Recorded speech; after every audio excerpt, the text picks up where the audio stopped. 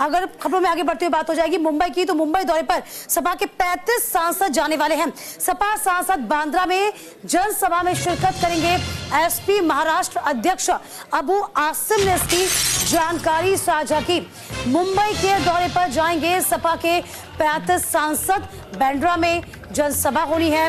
लोकसभा चुनाव में उत्तर प्रदेश में सबसे ज्यादा 37 सीटों पर जीत हासिल करने के बाद अब समाजवादी पार्टी राष्ट्रीय पार्टी बनने का सपना देख रही है। इसके लिए सपा ने मिशन महाराष्ट्र शुरू किया। इसी मिशन के तहत पार्टी के 35 सांसद 19 जुलाई को मुंबई का दौरा करेंगे।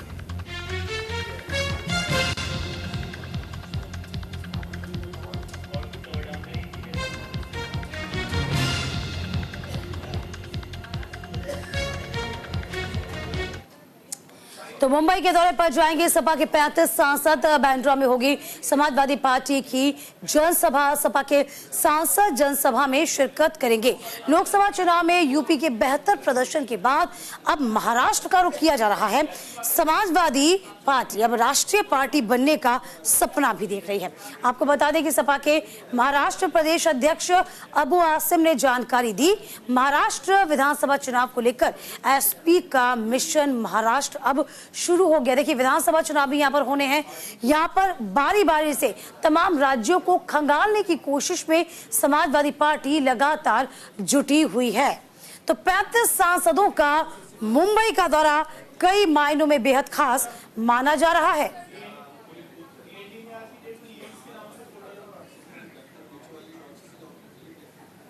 तमाम जानकारी के साथ मुंबई से हमारे सहयोगी शुभम पांडे इस पूरी खबर पर नजर बनाए हुए हैं।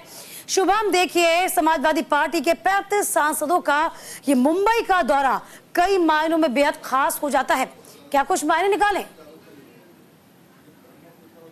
देखिए दीपिका जी, अब से कुछ महीने बाद महाराष्ट्र में विधानसभा चुनाव है और समाजवादी पार्टी की बात करें तो मुंबई और ठाणे से 2 विधायक जो है उनके इस वक्त महाराष्ट्र विधानसभा में पिछली 2019 की लोकसभा विधानसभा चुनाव में जीतकर पहुंचे थे।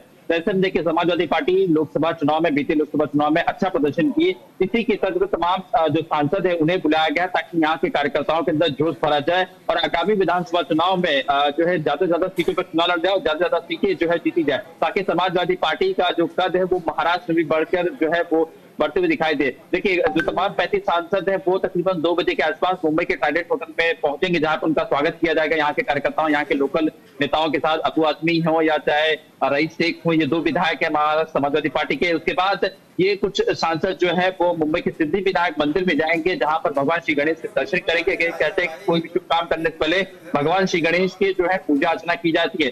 और दर्शन करने के बाद चैत्य भूमि जाएंगे। चैत्य भूमि वो इलाका जहां पर बाबा साहब अम्बेडकर की जो है समाधि है, वहां पर दर्शन करेंगे। उसके बाद 4 बजे मुंबई के बांद्रा इलाके में रंग शारदा हॉल में तमाम कार्यकर्ताओं को, तमाम पदाधिकारियों को, पूरे प्रदेश भर के महाराष्ट्र के प्रदेश समाजवादी पार्टी के कार्यकर्ताओं को संबोधित किया जाएगा। तो कुल मिलाकर कहा जाए कि अभी से तैयारियां जो है वो शुरू कर दी है, ताकि आने वाले समय में जो इनके वोट बैंक है, जो खासतौर पर समाजवादी पार्टी की अगर महाराष्ट्र की बात करें तो मुस्लिम बाहुबली इलाके जो है वहां से अपने उम्मीदवार उतारते हैं ताकि वोटों को अपनी तरफ कन्वर्ट किया जाए। लगता है कि समाजवादी पार्टी साथ में मिलकर चुनाव लड़ेगी, INDIA गठबंधन का भी हिस्सा है, या फिर अकेले ही महाराष्ट्र में अपना दम को आजमाएगी?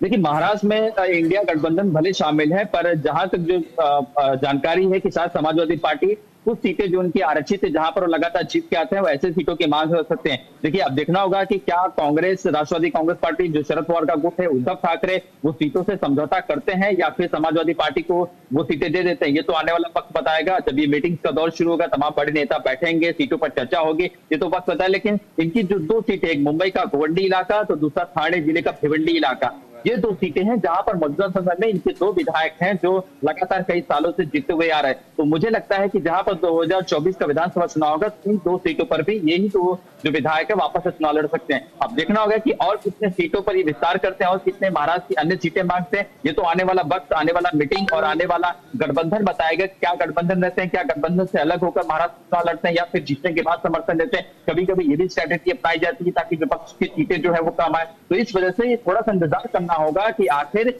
जिस तरह से कब रणनीति होगी। अभी तो फिलहाल कार्यकर्ताओं के अंदर जोश भरा जा रहा है कि हम भी अब दमखम भरने को तैयार है, हम भी मजबूत थे। उत्तर प्रदेश में हमने जो है अच्छी सीटें लेके आए हैं, तो महाराष्ट्र अब नंबर है। महाराष्ट्र